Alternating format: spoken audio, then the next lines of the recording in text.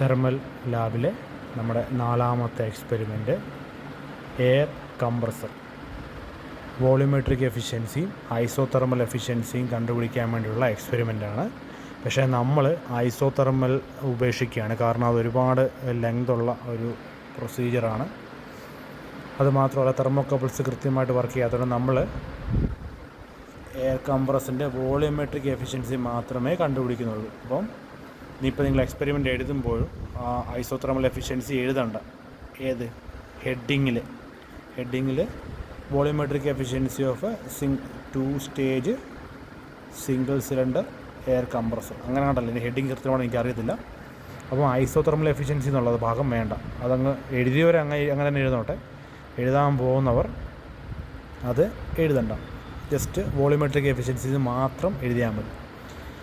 എക്സ്പെരിമെൻറ്റിൽ ഏറ്റവും സ്റ്റാർട്ടിങ് ആദ്യത്തേത് പോലെ തന്നെ ഒബ്സർവേഷൻ എന്തൊക്കെയാണ്. Bore diameter D 93.5, length of stroke L 78, diameter of orifice DO 11, diameter of pipe DP 22, coefficient of discharge CD, നമ്മൾ FM ലാബിലെ CD ആയി ഉദ്ദേശിക്കുന്നത് 0.64. കണ്ടോ, നമ്മളവിടെ കണ്ടെത്തുന്ന ഈ 64 ഇത് നമ്മൾ പ്രാക്ടിക്കലി ഉപയോഗിക്കുന്നത് കണ്ടോ. അവിടെ FM ലാബിൽ നമ്മളിത് കണ്ടെത്തി 0.64 ആണ് ഓറിഫൈസിൻ്റെ CD എന്ന് നമ്മൾ എക്സ്പെരിമെൻറ്റിൽ കണ്ടുപിടിച്ചു. ആ CD വാല്യൂ നമ്മൾ പ്രാക്ടിക്കൽ സിറ്റുവേഷനിൽ ഉപയോഗിക്കുന്നു. ഇനി വളരെ പ്രധാനപ്പെട്ട കാര്യം, നമ്മുടെ എഞ്ചിനീയറിംഗിലെ കാൽക്കുലേഷൻ മിക്ക ഒരുമാതിരിപ്പെട്ട 90% കാൽക്കുലേഷൻ മീറ്റേഴ്സിലാണ്. അപ്പം 93.5 mm ആണ് ഇൻറ്റു 10⁻³ മീറ്റർ, എല്ലാം മീറ്ററിലേക്ക് മാറ്റുക. ഇവിടെ തന്നെ മാറ്റിക്കണം. എക്സാമിനാണെങ്കിലും റെക്കോർഡ് എഴുതുമ്പോൾ ഈക്വൽ ടു എഴുതുക, ശേഷം 93.5 ഇൻറ്റു 10⁻³ മീറ്റർ എന്ന് എഴുതുക. ശേഷം ഇതെല്ലാം മനസ്സിലായെന്ന് വിചാരിക്കുന്നു. ബോർ ഡയമീറ്റർ നമ്മുടെ പിസ്റ്റൺ സിലിണ്ടർ പോലെ തന്നെ. അപ്പോൾ പിസ്റ്റൺ സിലിണ്ടറിൻ്റെ ഡയമീറ്ററാണ് ഈ ബോർ ഡയമീറ്റർ ഉദ്ദേശിക്കുന്നത്. പിന്നെ പിസ്റ്റൺ ടോപ്പ് ഡെഡ് സെൻറ്റർ മുതൽ ബോട്ടം ഡെഡ് സെൻറ്റർ വരെ നീങ്ങുന്ന ഡിസ്റ്റൻസാണ് സ്ട്രോക്ക് ലെങ്ത്. പിന്നെ എയർ സക്കി എടുക്കാൻ വേണ്ടി ചെറിയൊരു ഹോളുണ്ട്, കുഞ്ഞൊരു ദ്വാരമുണ്ട്, അത് ഓറിഫൈസാണ്. ഞാൻ ഇപ്പോൾ കാണിച്ചു തന്നിട്ടുണ്ടായിരുന്നു. അത് 11 mm ഡയമീറ്ററാണ്. പിന്നെ അതൊരു പൈപ്പിനകത്തൂടെ കയറി പോകുന്നത്. ആ പൈപ്പിൻ്റെ ഡയമീറ്റർ എന്ന് പറയുന്നത് 22 ആണ്. എല്ലാ MM ആണ്. CD 0.64. ഇനി നമ്മൾ ഇത് നോക്കി, ടാബുലാർ കോളമാണ്. ടാബുലാർ കോളത്തിൽ ആദ്യം delivery pressure PD, pressure delivery PD kg/cm² ആണ് unit. kg/cm delivery pressure. Pressure പിയുടെ പ്രഷർ, P = പ്രഷർ, D എന്ന് വെച്ചാൽ ഡെലിവറി. പിന്നെ കംപ്രസർ സ്പീഡ്, എപ്പോഴും സ്പീഡ് RPM-ലായിരിക്കും, N ആണ് നൊട്ടേഷൻ. ശേഷം മാനോമീറ്റർ റീഡിങ് എന്ന് പറയുമ്പോൾ ഇവിടുത്തെ കേസിൽ നമുക്ക് നെഗറ്റീവ് വാല്യൂ വരുന്നത്. ഉദാഹരണത്തിന് 3 cm മേപ്പോട്ട് പങ്കിടുന്ന താഴത്തെ വാല്യൂ കാണിച്ചിരിക്കുന്നത് 0ക്ക് താഴെയായിട്ട്. അപ്പം ഇവിടെ 3 ആണെങ്കിലും -3 എന്ന് വേണം എഴുതാൻ. മനസ്സിലായോ? എന്നാലേ നമുക്ക് H1 - H2 വരുമ്പോൾ H1 അതായത് 3 -3, അപ്പം മൈനസ് ചേർത്ത് പ്ലസ് ആയിട്ട് 6 ആയിട്ട് മാറും. ഇത് വളരെ ഇമ്പോർട്ടൻ്റ് ആയിട്ടുള്ള കാര്യമാണ്. ഇവിടെ H1 3 ആണെങ്കിൽ H2 -ലെടുക്കണം. കാരണം നമ്മുടെ FM ലാബിലെ മാനോമീറ്റർ പോലത്തെ മാനോമീറ്റർ സ്കെയിലല്ല ഈ ഒരു കേസിൽ അവിടെ സെറ്റ് ചെയ്തിരിക്കുന്നത്. അതുകൊണ്ട് H2 വാല്യൂ, രണ്ടാമത്തെ വാല്യൂ എന്നുള്ളത് മൈനസിൽ വേണം എടുക്കാൻ. പിന്നെ മൂന്നാമത്തത് air head H മീറ്ററിലാണ്, H1 H2 എന്നുള്ളത് സെൻറ്റിമീറ്ററിലാണ്. ഇവിടെ നമ്മളൊന്നും ചെയ്യേണ്ട, ഇതിന് പ്രത്യേക ഒരു ഫോർമുല തന്നെ ഉണ്ട്. അപ്പോൾ അത് വെച്ച് അങ്ങ് ചെയ്യാം, അല്ലെങ്കിൽ ഡയറക്റ്റ് ചെയ്യാം. ഇപ്പോൾ ഈ ഉദാഹരണം ഇത് പറയുകയാണെങ്കിൽ 3 -3 3 അല്ല, 3 -3, അപ്പം 6 എന്ന് കിട്ടും. 6 × 10⁻² വരും. അപ്പം 6 × 10⁻². ഡയറക്റ്റ് എഴുതാനേ ഉള്ളൂ. പക്ഷേ ഇവിടെ നമുക്കൊരു ഫോർമുലയായിട്ട് അവർ ചെയ്ത് തന്നിട്ടുണ്ട്. അത് കുഴപ്പമില്ല, അങ്ങനെയല്ല, നിങ്ങളുടെ ഇഷ്ടം പോലെ ഡയറക്റ്റ് വേണമല്ലോ എഴുതാം, ടെൻഷനില്ല. അപ്പം H1 - H2 സെൻറ്റിമീറ്ററിൽ നിന്ന് മാറ്റി മീറ്ററിലേക്ക് എഴുതാണ് എയർ ഹെഡ്. അത് H ആണ് നൊട്ടേഷൻ. ടോട്ടൽ ഹെഡ്, ഇത് ഇമ്പോർട്ടൻ്റ് ആണ്. Total head delta H മീറ്റേഴ്സിലാണ്. അത് നമ്മൾ വെള്ളമാണ് മാനോമീറ്ററിൽ ഉപയോഗിച്ചിരിക്കുന്നത് നമ്മുടെ ഫ്ലൂയിഡ് എന്നുള്ളത് പാസിംഗ് ഫ്ലൂയിഡ് എയറാണ്. അപ്പം ആ വെള്ളത്തിൻ്റെ ഹെഡിൽ മീറ്റേഴ്സ് ഓഫ് വാട്ടർ എന്ന ഹെഡിൽ നിന്നും മീറ്റേഴ്സ് ഓഫ് എയർ എന്ന ഹെഡിലേക്ക് മാറ്റാൻ വേണ്ടി ഒരു ഫോർമുലയൊക്കെ തന്നിട്ടുണ്ട്. അങ്ങനെ കിട്ടുന്ന ആൻസറാണ് total head TH delta H. പിന്നെ actual volume of air QA metre cube per second.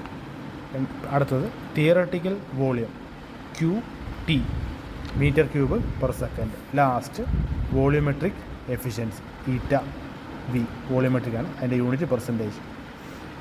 ഒന്നുകൂടെ നോക്കുക. Delivery pressure equal to P നമ്മൾ പ്രഷറിന് P എന്ന് പറയാം. അപ്പം D എന്താ സൂചിപ്പിക്കുന്നത്? Delivery pressure. ഡെലിവറി എന്നുള്ളതാണ് D, kilogram per centimetre square. Compressor speed N ആണ് RPM. മാനോമീറ്റർ റീഡിങ് H1 ഉണ്ട്, H1 ഉണ്ട്, H2 ഉണ്ട്. അപ്പം ഇവിടുത്തെ കേസിൽ H2 എന്ന് പറയുന്ന വാല്യൂ മൈനസ് വാല്യൂ ആയിരിക്കും. പിന്നെ ഇത് തമ്മിലുള്ള difference H1 difference H2 air head മീറ്ററിലേക്ക് മാറ്റി. ഇവിടെ സെൻറ്റിമീറ്ററായിരുന്നു, ഇവിടെ മീറ്ററിലേക്ക് മാറ്റി. ടോട്ടൽ ഹെഡ് അത് മീറ്റേഴ്സ് ഓഫ് വാട്ടറിൽ നിന്ന് മീറ്റേഴ്സ് ഓഫ് എയറിലേക്ക് ചേഞ്ച് ചെയ്യുക. അതിന് ഫോർമുലയുണ്ട്, അത് ചേഞ്ച് ചെയ്ത് കിട്ടുന്ന ആൻസർ. പിന്നെ actual volume of air, theoretical volume of air.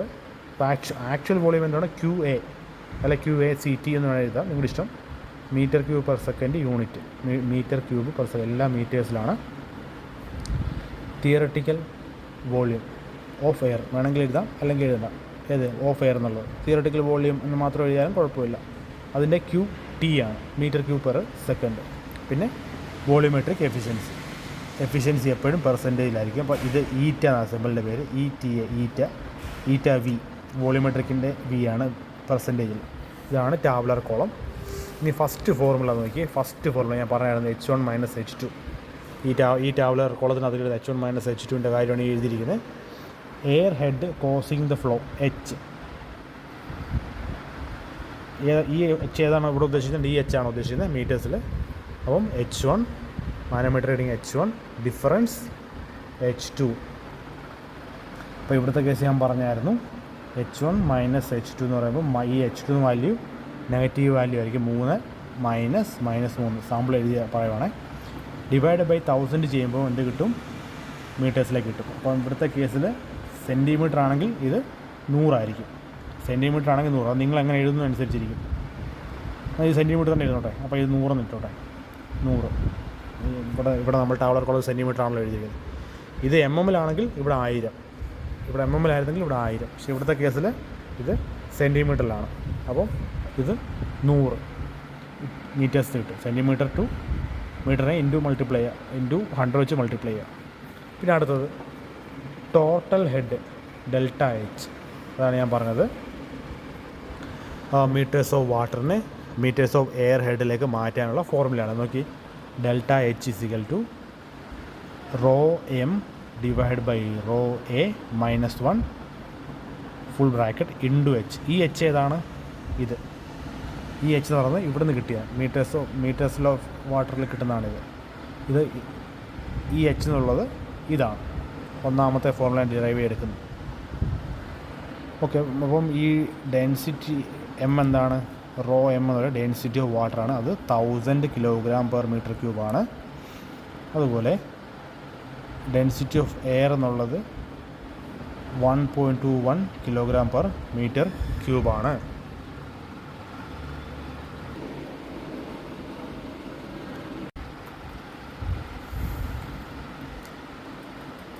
ρm എന്നുള്ളത് ഡെൻസിറ്റി ഓഫ് വാട്ടറാണ്. 1000 kg/m³. അതായത് 1 m³ ബോക്സ് എടുത്ത 1 മീറ്റർ, അതായത് 1 മീറ്റർ നീളവും 1 മീറ്റർ വീതിയും 1 മീറ്റർ ഉയരവും ഉള്ളൊരു ബോക്സ് എടുത്ത് അതിനകത്തിൽ 1000 കിലോ, അപ്പോൾ 1000 ലിറ്റർ വെള്ളത്തിൻ്റെ കേസിൽ മാത്രം 1 ലിറ്റർ = 1 കിലോഗ്രാം. ഓക്കെ. അപ്പോൾ അതിൽ 1000 കിലോഗ്രാം വെള്ളം നിറയ്ക്കാം എന്നാണ് ഇത് ഉദ്ദേശിക്കുന്നത്. Meter kilogram 1000 kilogram per 1 m³.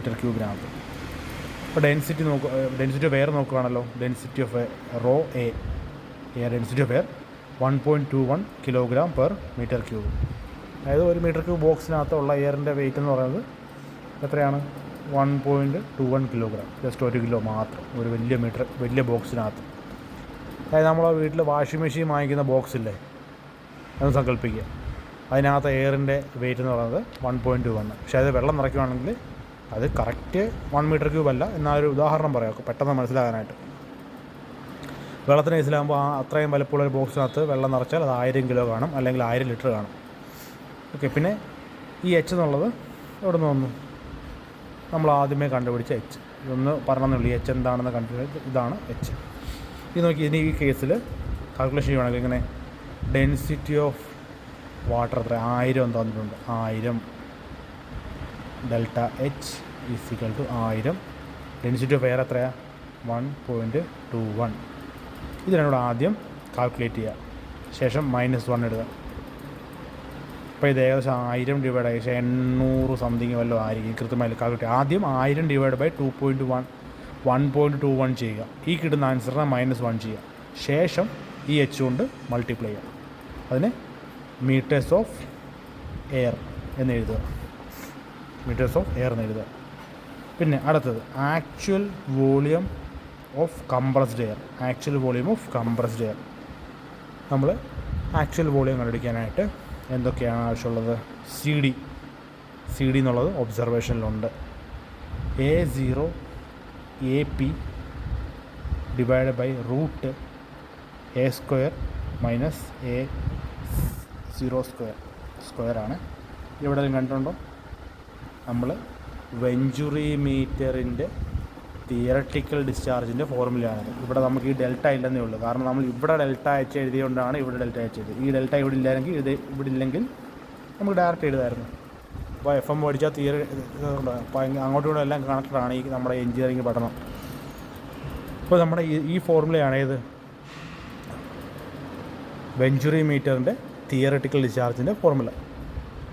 അതുതന്നെയാണ് ഓറിഫൈസ് മീറ്ററിൻ്റെയും തിയറട്ടിക്കൽ ഡിസ്ചാർജ് ഫോർമുല. പക്ഷേ ഇവിടെ ആക്ച്വലായിട്ട് വരും. എന്തുകൊണ്ട് ആക്ച്വൽ വന്ന് സി ഡി കൊണ്ട് മൾട്ടിപ്ലൈ ചെയ്യും. നമ്മൾ FM ലാബിൽ എന്താണോ കണ്ടെത്തുന്നത് സി ഡി, അത് വെച്ച് ഇവിടെ മൾട്ടിപ്ലൈ ചെയ്യുമ്പോൾ നമുക്ക് ആക്ച്വലി കിട്ടും.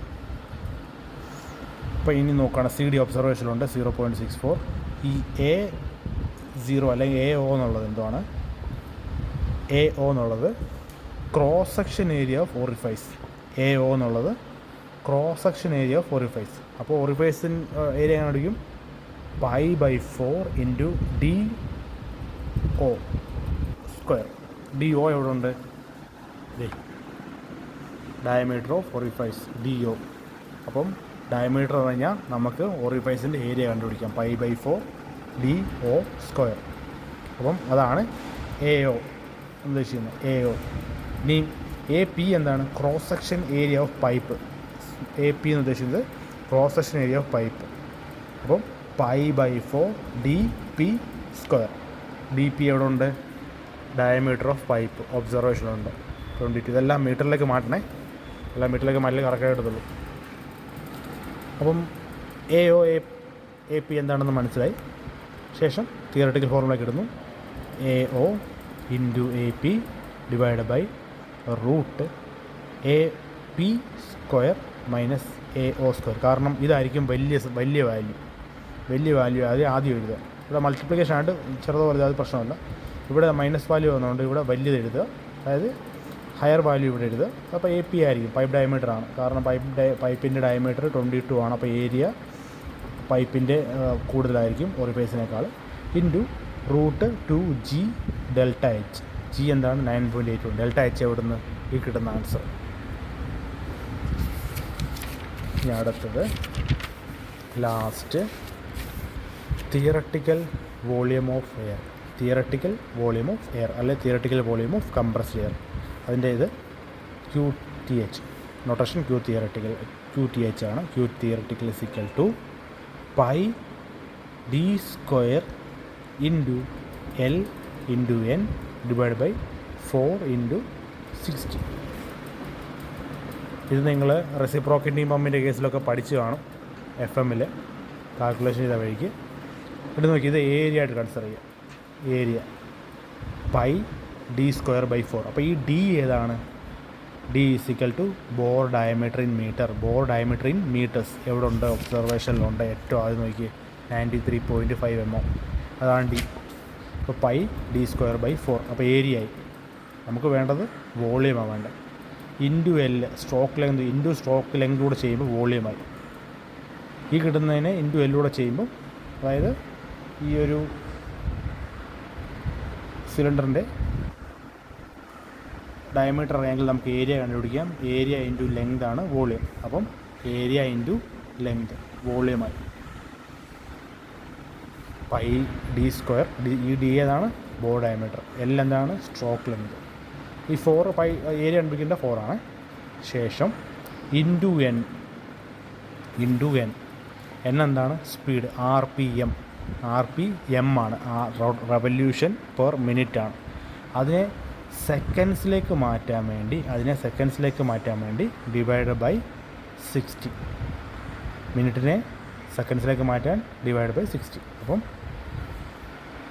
ആദ്യം നമ്മൾ ബോറിൻ്റെ ഏരിയ കണ്ടുപിടിക്കുന്നു. അപ്പോൾ ബോർ ഡയമീറ്റർ ഉണ്ട്, ബോർ ഡയമീറ്റർ ഡി ഉണ്ട്, അത് വെച്ച് നമ്മൾ ഏരിയ കണ്ടുപിടിക്കുന്നു. പൈ ബൈ 4, ഇവിടെ വരുമ്പോൾ ഫോർമുല വെച്ചിരുന്ന റീഅറേഞ്ച് ചെയ്ത് എഴുതിയാണ്. സെയിം പൈ ബൈ 4 തന്നെ, pi by 4 d square into l into n by 60 എന്നാണ് ഉദ്ദേശിച്ചത്. ഒന്ന് റീഅറേഞ്ച് ചെയ്യുന്നേ ഉള്ളൂ.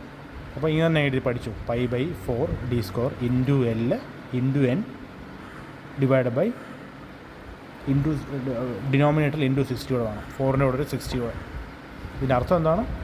Pi by 4 d square area, അതായത് ഈ സിലിണ്ടറിൻ്റെ ഡയമീറ്റർ അറിയാം, ഏരിയ കണ്ടുപിടിച്ചു. ലെങ്ത് അറിയാം, അപ്പോൾ ഇൻറ്റു ലെങ്ത് ചെയ്തപ്പോൾ ടോട്ടൽ വോളിയം കിട്ടി, വോളിയം. പിന്നെ ഇൻറ്റു എൻ എന്ന് പറയുന്നത് എൻ എന്നുള്ള RPM ആണ്, RPM റവല്യൂഷൻ പെർ മിനിറ്റ് ആണ്. സെക്കൻഡ്സിലേക്ക് മാറ്റാൻ വേണ്ടി 60 കൊണ്ട് ഡിവൈഡ് ചെയ്യും. അല്ലെ ഫോർമുല ഇതുപോലെ എഴുതിയെങ്കിൽ കാൽക്കുലേറ്റ് ചെയ്യുക. അതിൻ്റെ യൂണിറ്റ് വരുന്നത് മീറ്റർ ക്യൂബ് പെർ സെക്കൻഡ്. കണ്ടോ, meter RPM minute, revolution per minute divide by 60, അപ്പോൾ സെക്കൻഡ്സിലായി, അപ്പോൾ meter cube per second. N എന്തായിരുന്നു കംപ്രസർ സ്പീഡിന് RPM എവിടെയുണ്ട്? ടാബുലർ കോളത്തിലുണ്ട്, ഈ കോളം. ശേഷം തിയറട്ടിക്കലും ആക്ച്വലും കിട്ടിക്കഴിഞ്ഞാൽ അടുത്തത് volumetric efficiency ηV = actual discharge divide by FM-ലേക്ക് പോകുന്നു, FM അല്ല ആക്ച്വൽ, എങ്ങനെ പറയുക, actual volume divide by theoretical volume into 100. എന്തുകൊണ്ടാണ് ഇൻറ്റു 100? എഫിഷ്യൻസി പറയുമ്പോൾ എപ്പോഴും പെർസെൻറ്റേജിലായിരിക്കും, അതുകൊണ്ട് ഇൻറ്റു 100. പക്ഷേ അതിനൊരു ഗ്രാഫുണ്ട്, അത് X ആക്സിസിൽ പ്രഷറും Y ആക്സിസിൽ എഫിഷ്യൻസി. ഈ കിട്ടുന്ന എഫിഷ്യൻസി Y ആക്സിസിലും ഡെലിവറി പ്രഷർ ഇത് ഡെലിവറി പ്രഷർ, അതായത് 2, 4, 6, 8 നമ്മൾ ചെയ്തില്ലായിരുന്നു, അതിവിടെ Y ആക്സിസിൽ എഴുതി ഗ്രാഫ് ചെയ്യുക. എത്ര വാല്യൂ ഉണ്ട്? മിനിമം 4 വാല്യൂ വേണ്ട, 3 വാല്യൂ മതി, സമയമില്ലല്ലോ, അതുകൊണ്ട് 3 വാല്യൂ വെച്ച് കാൽക്കുലേഷൻ ചെയ്ത് ഗ്രാഫ് വരച്ച് ഉണ്ടാക്കുക.